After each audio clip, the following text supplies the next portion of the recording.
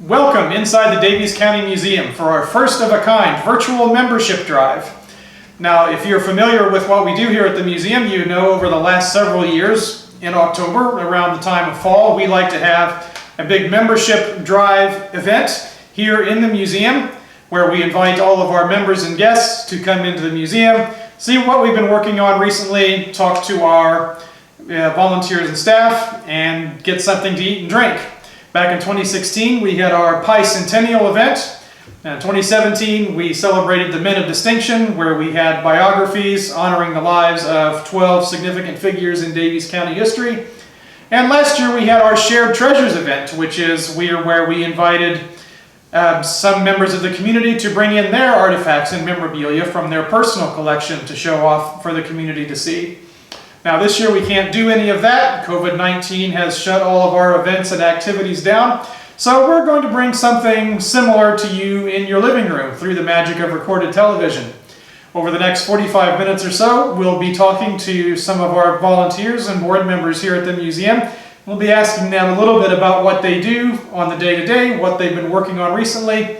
And we'll also be talking about why we think membership to the Daviess County Museum is something important and something that we think you here in the local community might want to consider supporting yourselves.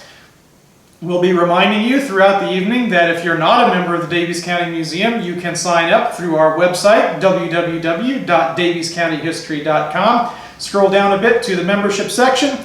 We have several levels where you can sign up, and there's PayPal links there for you to donate and join, and you'll become a member for 2021. Well, thank you for joining us this evening, and without further ado, let's move on to our first guest. Welcome back to the virtual membership drive. My next guest is Doug Doherty. Doug is currently the Vice President of the Daviess County Historical Society Board of Trustees. Is that correct? That is correct. Vice President, acting president, evidently. So Doug, why don't you tell us a little bit about how you got involved with the museum and sort of what your history is with the Daviess County Historical Society? I got involved when the Historical Society and the museum was still out at the Jefferson School. Oh gosh, probably in the early 2000s. Cliff and Thelma Bingham, who had done such a great job with the museum at that point, were getting up in years, and they really needed help, and there wasn't really a plan to what we were going to do to continue with the museum and the Historical Society. So there was a group of us that got together and started to reorganize the Historical Society and wrote new bylaws, and at that point the first order of business was to try to get the artifacts preserved, because the Jefferson School was deteriorating rapidly and there's a lot of water and moisture. So that was kind of what spurred my interest to help the community and get the museum back, an organization back up and running again. So you've been on the board for a number of years now. Can you tell us and tell the viewers out there what the role of the board is with the Historical Society? How do you interact with the goings on around here, and what exactly are the kinds of things that you have a stake in? The real role of the Board of Trustees of the Historical Society is to oversee the financial condition, help set the strategy, the long-term strategy of the museum and the society, and it's board oversight of the happenings and financial condition and financial planning and grants, and making sure we have the right people on staff, volunteer staff, to help us move forward, because it's bigger than one person. We've got to have a sustainable organization, and that way when it passes on to the next generation, we'll have a sustainable organization. And that's really the role of the board. It's not to run the day-to-day happenings at the museum as much as it is to ensure the financial viability and sustainability of the artifacts, and oversee the strategy and the strategic objectives. Well, you talked a little bit about finances there, and of course, as this is our membership drive, part of our finances, the financial support that we receive, come from our members, and of course we get some financial assistance from other sources as well. But can you talk a little bit about what all of those financial contributions from various places, what are some of the things over the years that those contributions help us to achieve, some of the projects and other things inside and outside of the building that pays for? Sure. Good question, Ken. Probably one of our biggest expenses here at the museum is just our operating expense. This is a very old building. Correct me if I'm wrong, but I believe this building was built in 1858. 1868, I believe. 1868. I will add a little note to Okay. the screen if that's not correct, but I So think it's 1860s. over 150 years ago, this building was erected, and it's 4 levels. So just the operating expense and maintaining everything, we use the membership money to help maintain the building, pay the heat bill, pay the electric bill. We apply for grants for major projects, but we've still, just the monthly operating expense is pretty significant because of the building. And our membership has grown tremendously the last 3 or 4 years after our reorganization, and that has allowed us to really expand the exhibits that we present, the programs we present. We're trying to do a lot of different programs, and that takes money. It's free to the members, but there is cost to us to have a lot of these programs. Some of the speakers we hire, some of them are volunteer, but the food, refreshments for those programs, and those are things we want to continue to do to make the museum attractive to the community and to outsiders and to people looking to relocate. When they see how we preserve our past, it makes people appreciate Davis County, and we want to be proud of that. And that's some of the things the membership allows us to do. So throughout the video, we're encouraging people to go to our website, www.daviescountyhistory.com, sign up to become a member. So Doug, from your perspective, sort of personally, what would you say to people out there who are considering becoming members, or people who are currently members? Why do you think personally it's important for the community and for people as individuals to become members and support the museum? Well, I think the old saying, if you want to know where you're going, you have to know where you've been. So it is very relative here. And there's so much history in this county, in all the towns that litter the county. And it's a good way to give back to the community and to preserve the past. And I would ask, we need young people. We need, so that when the rest of us all pass on, we've got to have people to take our place. And it's really imperative that we get young people involved. And it's fun. It's a fun volunteer effort. We need different perspectives. We don't want this to be ran by one person. We want different perspectives. We welcome outsiders to come in. We welcome people that want to serve on the board. We welcome people that want to volunteer.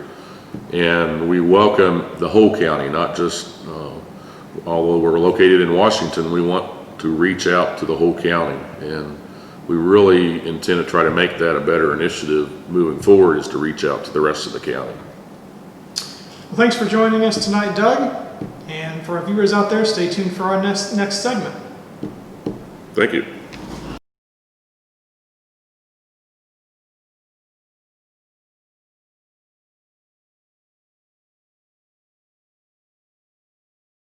Welcome back to our virtual membership drive. We're down here on the first floor of the museum, and this area is not really open to guests most of the time. It's behind the elevator on the first floor. And we call this the Demolay Room. It's been the source of a major project that we've been working on here in 2020. And my guest is Rose Palmer, one of our important key volunteers here at the museum, and she's been heavily involved in developing this room. So Rose, first of all, why don't you tell our viewers out there a little bit about yourself, how long you've been working at the museum, and how you got involved with the projects here? I am not from Washington. My husband is, and when we decided we were ready to retire, we came back here to his hometown. We've been here about 7 years. And I started here when, oh gosh, how long have we been open now? It's been about 5 years now. Well, about 5 years ago, when I sat next to Becky Cramp at a garden club meeting, and she asked me if I liked to paint, and I said I love to paint. So the next thing I knew, I was in here painting walls and cabinets and such. And that's how I really got started working at the Davis County Museum. So tell us a little bit about this room, the Demolay Room. What did it look like before, and what was sort of the process of getting this into the shape that it is? And don't worry, people won't just be looking at you here. I'm going to take the camera around and we'll show them a little bit of what else is going on in this room so you can talk about it while they're looking at that. This was an empty room, and it was in pretty sad shape. There was plaster falling from the wall. The floor was sagging. There was a wall up over, Ken will show you, we took a wall down to make the room bigger, and took a lot of old electrical conduit pipe out, and there was absolutely no heating or cooling here, and a really pretty unstable door that you could probably get in with a screwdriver. So we are doing a lot of cataloging here, and we were running out of space. So Becky and and a few other volunteers were talking one day. We came down here and we thought this would make a great storage room. But how are we going to fund it? So we talked to another volunteer, John Hopkins, and he is a contractor. And John walked through here and gave us an estimate on what we could do just to clean the place up. So then we approached the Community Foundation Women's Grant, and we filled out the application. Peggy Holland and I did, and we were one of 3 applicants chosen out of many, I think over 20, 25 applicants, to come and make a presentation to the group and plead for our money, and that was for like $7,000. So we went down and we made our presentation, Peggy, Becky, and I, and they voted that night, and we were turned down. Beale Creek Players got the money. It was $10,000. But the group came up to us afterward and said, you know, there's another grant coming up in a few months, and you can ask for more money. So we went ahead and applied, and we had John get estimates for us on heating and air conditioning in here too, because we thought if we're going to take the time to fill out this grant, we're going to ask for everything we need to do this room. So John gave us the estimates, and we filled out the grant application, and they came and they looked over our project to see if it was legitimate and worthwhile. And then we received a letter in September saying they awarded us the entire amount. So we've been really blessed. One thing working with John is, being a contractor, he has a lot of community contacts. So he was able to negotiate the price of painting, and we actually secured the floor and brought the cost down enough that we had money left over to buy all the shelving units, so we were really pleased. But this has become our overflow for our object storage, and this behind is our beautiful artwork. We've got tons of beautiful objects in the museum, and before they come in here, they are all cataloged and they are put in proper storage and cleaned. So everything you see here has been preserved and stored properly, and you can look on Past Perfect and look up any of these objects. That's our goal. Well, thanks very much for joining us, Rose, and we'd like to ask one more question, as we're asking all of our guests. We're inviting our viewers to go to our website at daviescountyhistory.com and sign up to become a member of the Historical Society, or renew your membership if you're already a member. So we're asking everybody, from you as your personal perspective, what do you think is important about the work that the museum does, and why would you encourage someone out there who's considering becoming a member, why they should support the Davies County Historical Society? History's always been important to me, and even though this isn't my hometown, from the day I started working here, I could not believe the beautiful artifacts that have been donated to Davis County. And it's so important that we save them. If we don't, our children will never have the opportunity to see all these wonderful things, and our visitors. I mean, it's so important to be able to show visitors and people that donate to the museum. If they donate their prized grandfather's picture, they can come here anytime and see that we are taking care of their history, and that's why it's important to me. And it's just fun. I encourage everybody that doesn't have something to do. There's always something to do down here, and it's just a wonderful, wonderful environment to volunteer in. Well, thanks, Rose, for joining us, and for our viewers out there, stay tuned for more.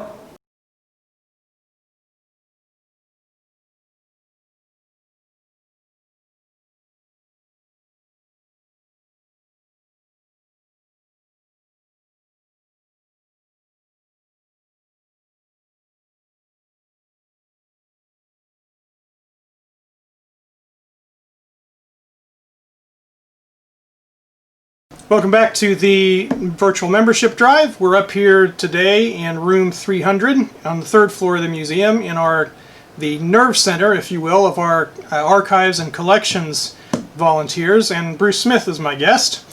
And Bruce, why don't you tell us a little bit about what goes on in this room and what your projects are like?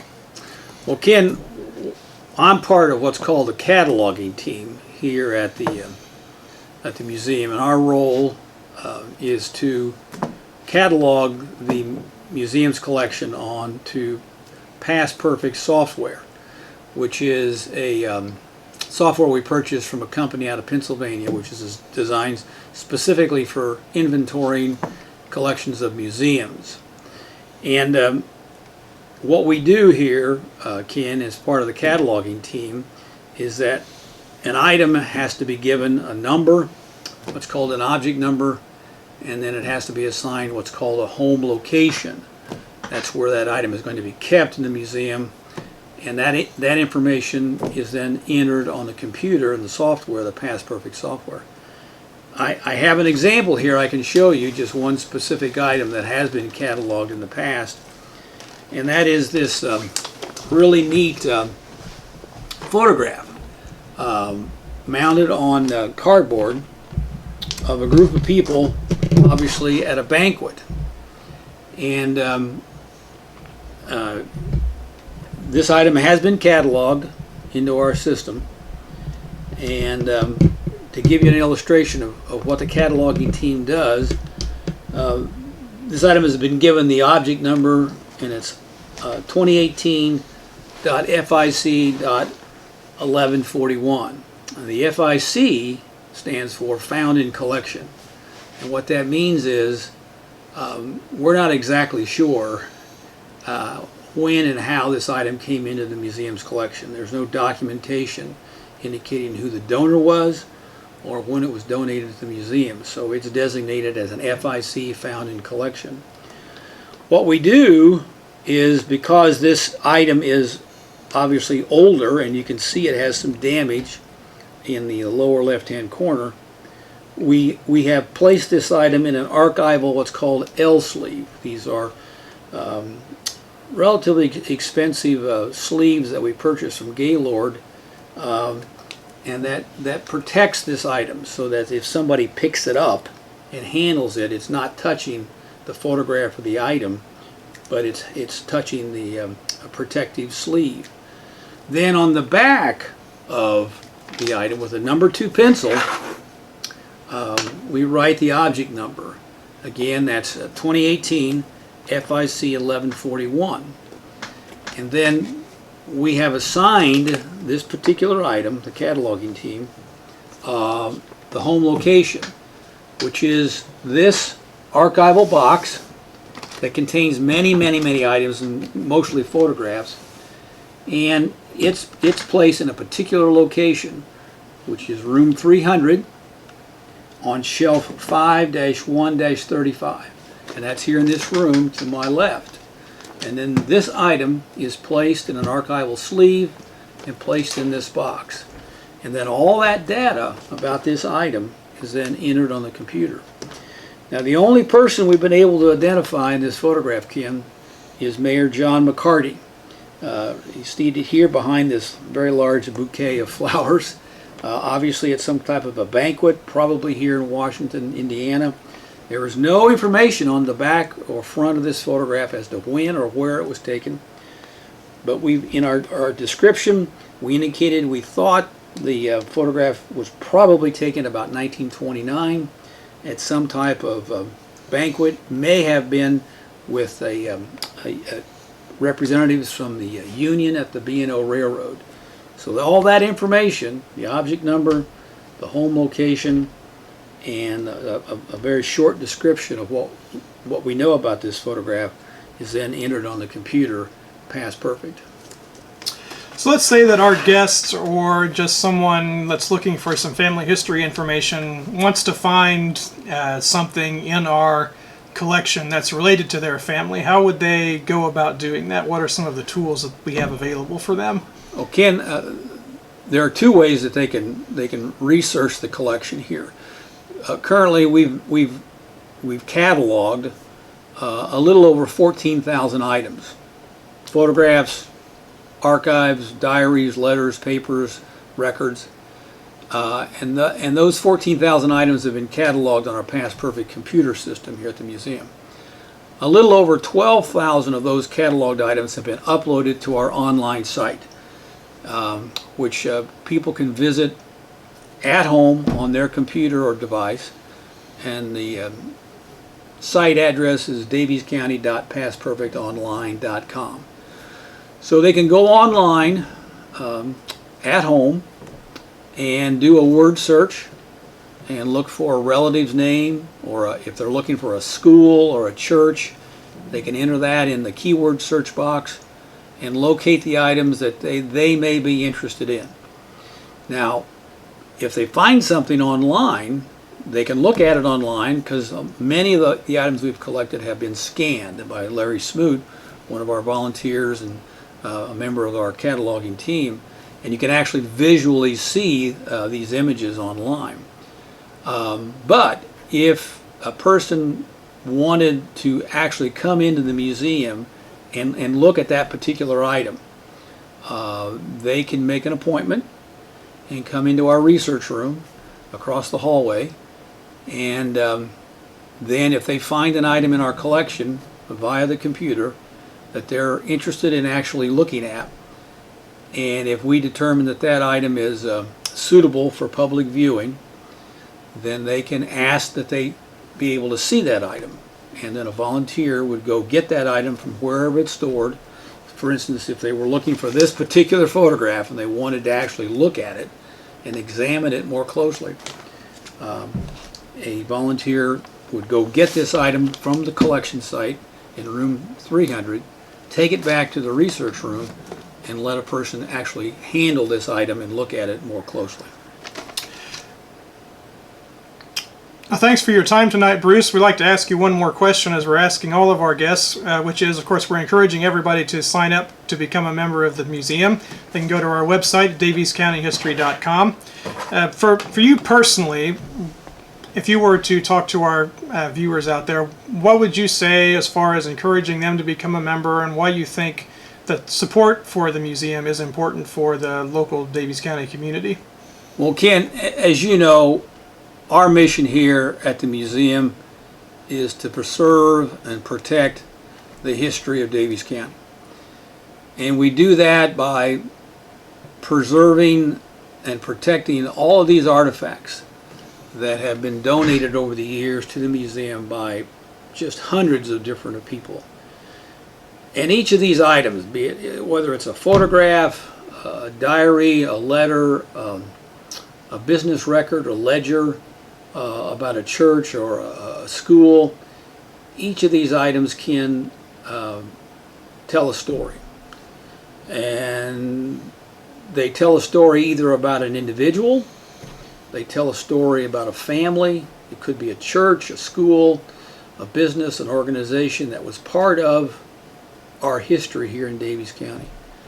And so we at the museum believe it is important that all of these stories about these individuals or businesses or churches or organizations that were here in Daviess County in the past, their stories be preserved so that this generation and future generations will have an opportunity to share in those stories and research them now and also in the future. Thanks for joining us, Bruce, and stay tuned for our next segment. Thank you, Ken.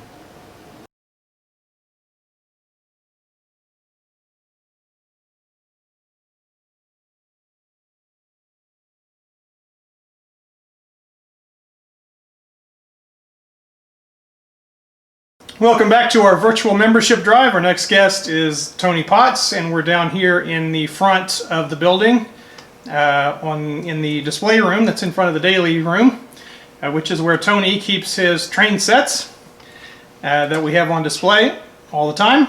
And so we're going to ask Tony a few questions about the work that he does down here and about the museum in general. So Tony, why don't you start by telling the viewers out there a little bit about yourself, what your background is, where you're from.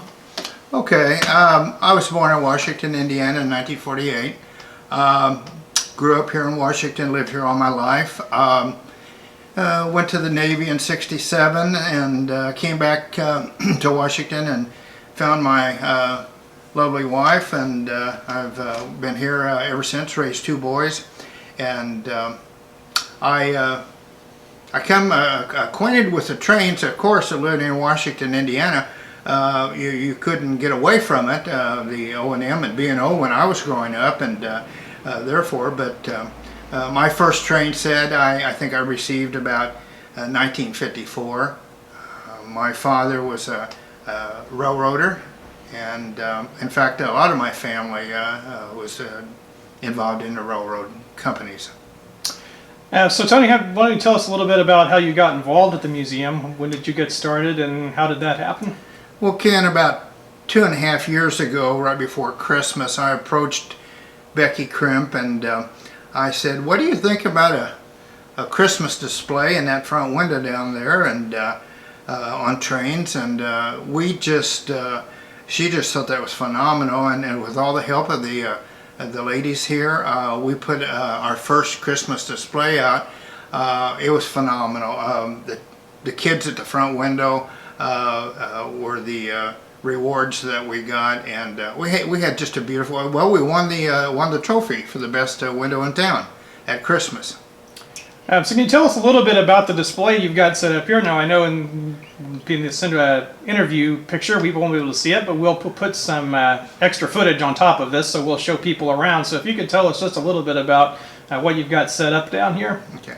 Well, Ken, of course, my favorite collection is the B&O, and anything along those lines I kind of lead to. What we have out here today is my second favorite, and it's the Alaska Railroad.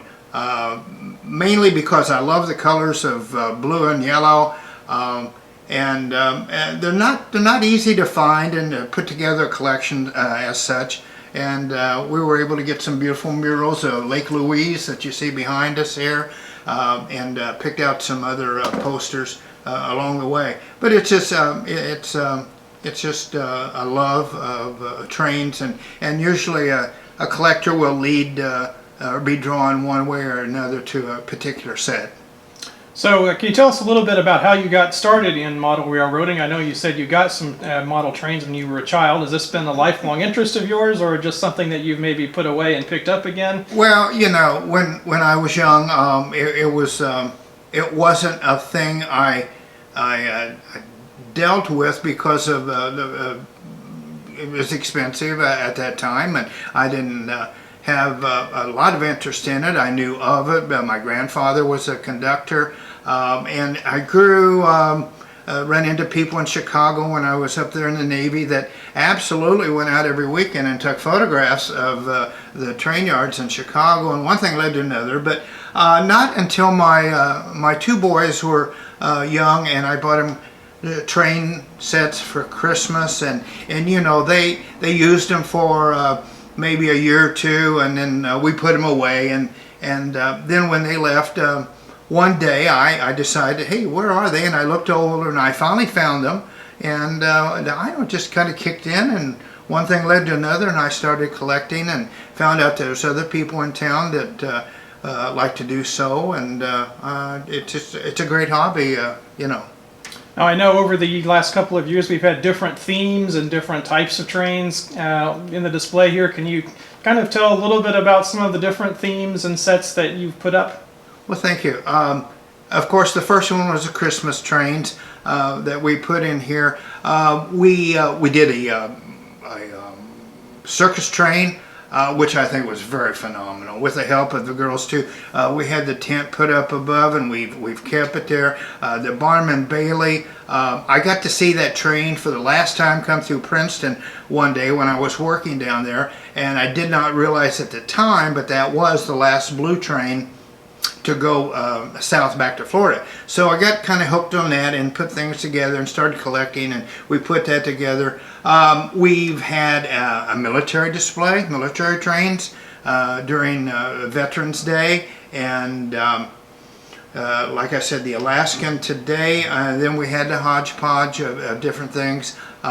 We've got some things in the future, some secrets kind of holding back that we want to display in trains also. That's very good. Now, we'd like to thank you for joining us tonight, and we've been asking all of our guests if they have anything that they'd like to say to our viewers who are thinking about becoming members or would like to volunteer. Is there anything about the museum that's particularly important to you, or just the work that the Historical Society does that you'd like to share with people? Well, I tell you what, this is a great group of people.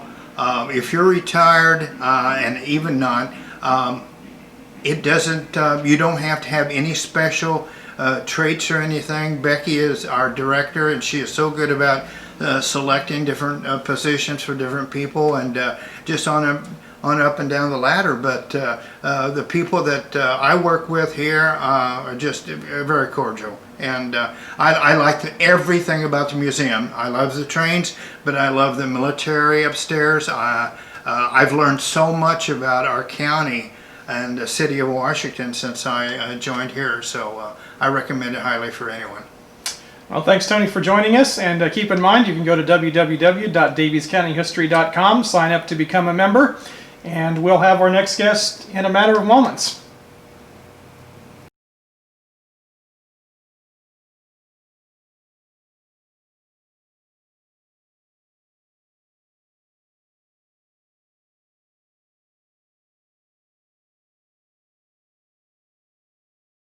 Well, for this little interlude, I've come down here to the lobby of the museum to tell you a little bit more detail about our membership program itself.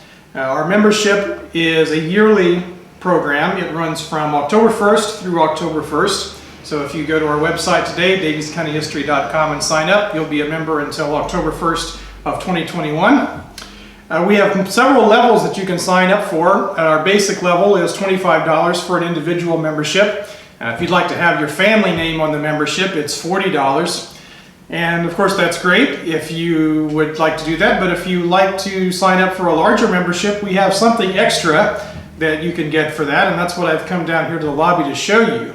Now we have extra memberships for $100, $250, $500, and $1,000 or more if you would like. And what happens when you sign up for those levels is up on the wall here in the lobby, we have our wall of thanks, where we honor from the previous year all of our members who donate to the higher levels. And we'll pan across here and you can see all of them. So if you are feeling extra generous, if you have the means and you would like to have your name up here on the wall to recognize your contribution to the museum for the past year, You can go to our website, daviescountyhistory.com, scroll down to the membership section. We have PayPal links there, and you can sign up to donate and become a member for 2021. All right, let's go back to the show. Welcome back to the virtual membership drive. My next guest is Monty Critchlow. Monty is a member of the board of directors here at the Davies County Museum. So welcome to the virtual membership drive, Monty. Thank you, it's good to be here. So first of all, I'll just go ahead and ask you, so how did you get involved in the museum? What's your background and your interest in history? My background, or my attraction to the museum is basically through the Civil War. I've been an avid Civil War buff, I guess you'd say, for all my life, since age 10. And we began meeting here in the museum probably 5 years ago. Moved from the library to here. And you can't help, when you come into this place, to start noticing the great job, first of all, that all the volunteers, including yourself, have done at the museum. It's so attractive now, you could literally spend days in here and not cover it all. And in our meetings, you begin noticing exhibits before the meetings would start. I've always known that the county had regarding the Civil War, had a very, I guess you could say, diverse background. You had Copperheads that had actually murdered recruiter Eli McCarty in 1864, but you also had volunteer answering President Lincoln's calls for the war effort, probably better than hardly any other county in the state. So the patriotism was here, but so were Copperheads, and that by itself makes an interesting story.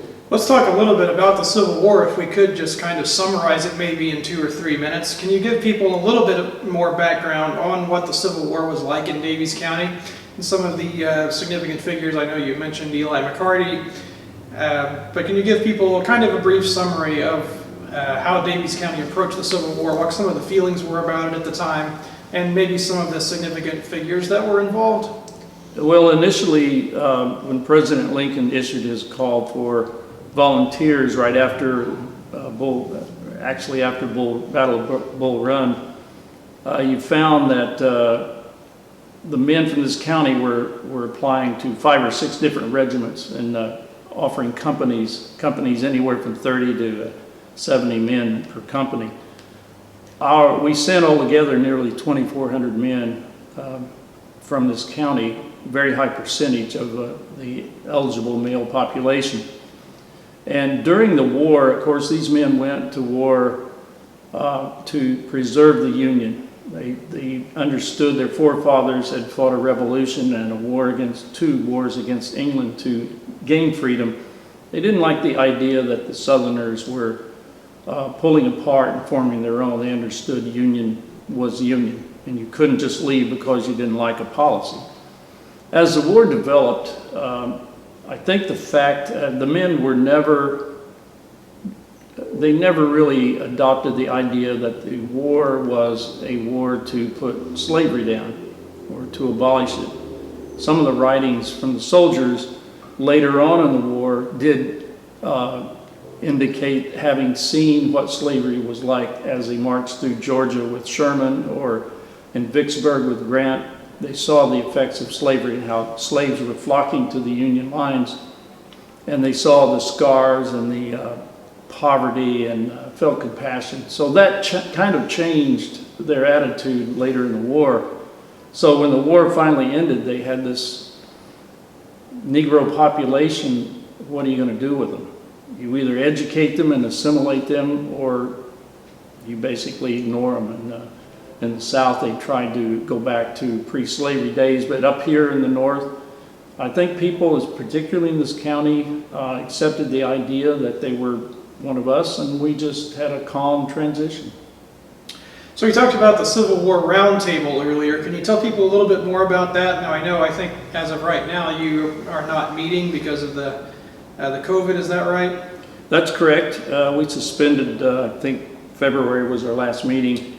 We have hopes of opening in October, but that's kind of this month. But just kind of depends on how COVID is treating us. And right now it's kind of rearing its head again. So can you kind of, if people wanted to come back to the roundtable when it's open again, what kind of things do you discuss there? What would people expect if they wanted to visit? We usually have an opening segment of information exchange where somebody's read a book on the Civil War, visited a site, visited a website, has an artifact to present.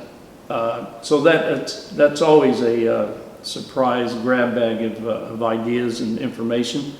Then we have a program, usually running 20 to 30 minutes. Then we have discussion at the end of it.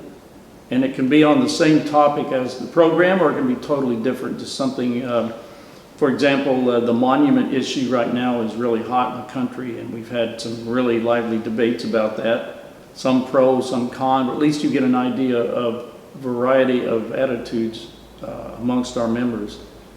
We usually have about a dozen people, and it's certainly welcome. We meet the third Monday of each month, except for December and July. COVID has interrupted that, but we're hoping to get back to normal here very shortly. Well, of course, this program is all about our membership drive, and we're asking people to go to our website, daviescountyhistory.com, sign up to become a member or renew your membership if you're already a member. So we're asking all of our guests, for you personally, why do you think being a member of the society is an important and just something that people in our community might want to support? Well, first of all, you can't have a fine facility like this on nothing. You have to have money to pay for things. There have been so many volunteer hours given to the museum through the Historic Society that I think it's something that everybody in this county ought to support, not only financially, but also by word of mouth, encourage visitors to take them through the museum and see what our history has to show. It is, like I said, the whole story basically of the country. It's a pioneer to industrialization story, and contains interesting things. I can't begin to tell all the interesting things, from political to geographic to prehistoric. There's all kinds of things in this county that keep one busy. Well, thanks for joining us tonight, Monty. I enjoyed it. Thank you, Ken. And stay tuned for our next segment.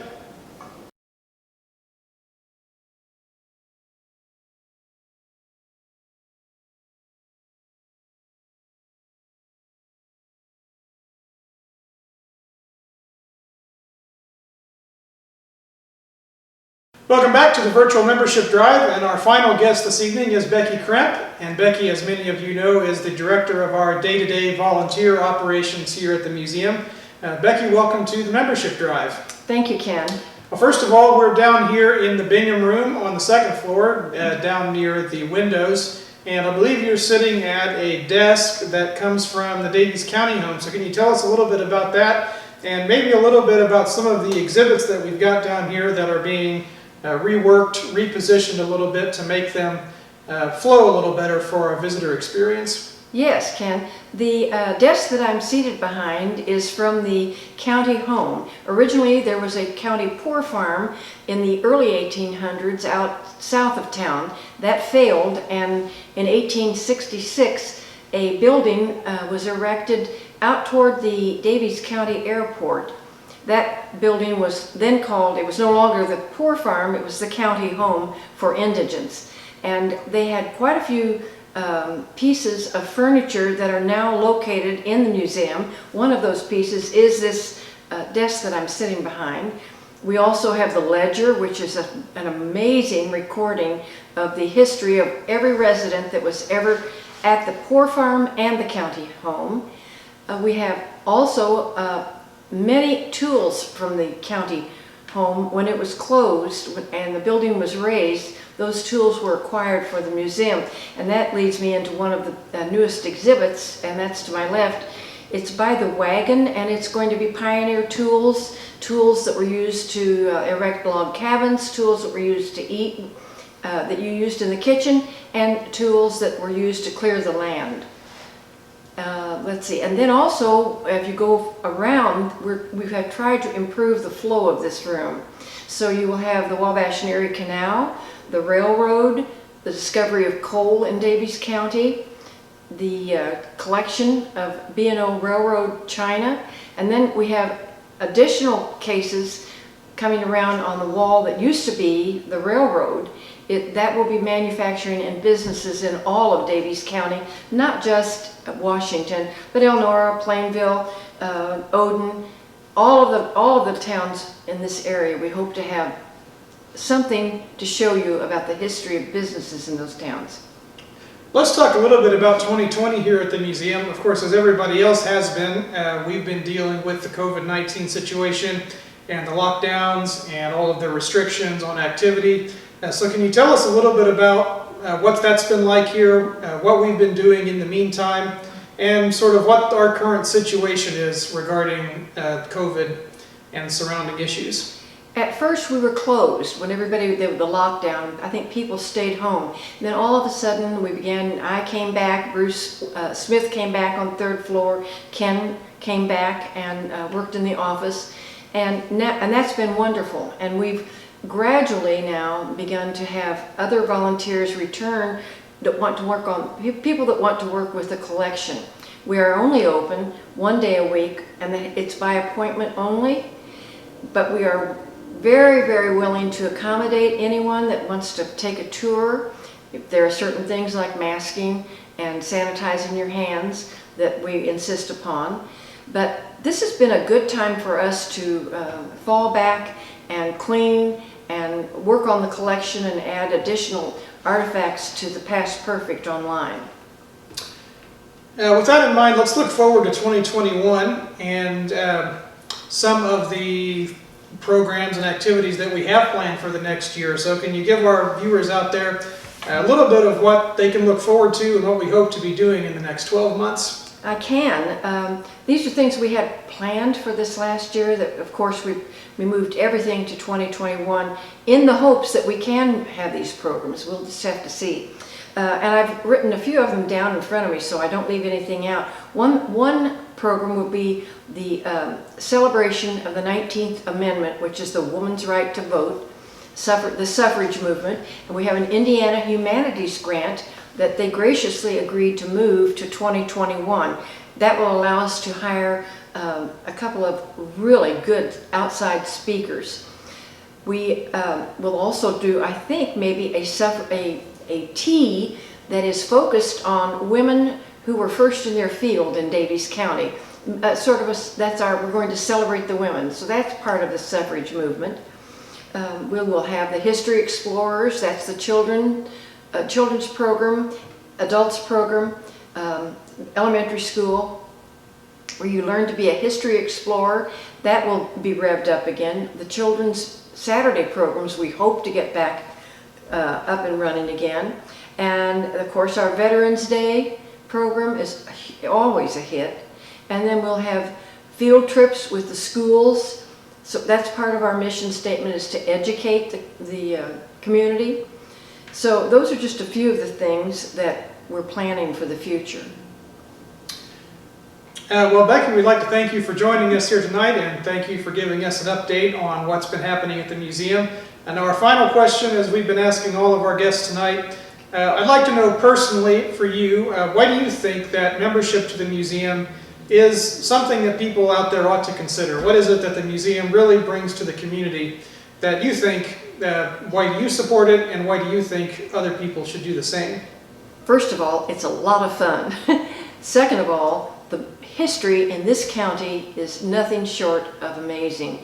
People from out of the area come, and they can't believe some of the stories that are contained in this museum.